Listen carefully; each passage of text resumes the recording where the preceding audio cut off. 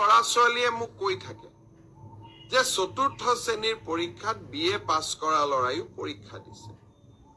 এতিয়া কথাটো হ'ল, আমি কোনোবাই যদি নিজকে চৰকাৰক ফাঁকি দি পৰীক্ষা দিয়ে, তদন্ত নোহোৱালৈকে মুখ্যমন্ত্ৰীয়ে গম পাব নোৱাৰে।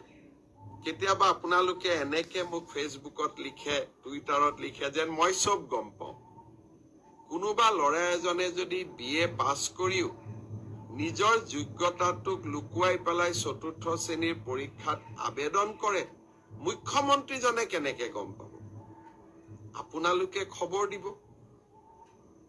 আপোনালোকক আমি সুবিধা দিম যে এনে যিসকল লোকে আপোনালোকে দেখিব যে লিখিত পৰীক্ষাত পাছ কৰিছে, কিন্তু এডুকেশ্যনেল কোৱালিফিকেশ্যনক তেওঁলোকে লুকুৱাই ৰাখিছে, আমি সুবিধা দিম আপোনালোকক অভিযোগ দিয়াৰ বাবে, যাতে অৰেল পৰীক্ষা হোৱাৰ আগতে বা মৌখিক পৰীক্ষা হোৱাৰ আগতে আমি আপোনালোকৰ অভিযোগবোৰ নিৰ্দিষ্ট ইউনিভাৰ্চিটি লগত কথা পাতি আপোনালোকৰ অভিযোগবোৰ যাতে আমি নিষ্পত্তি কৰিব পাৰোঁ।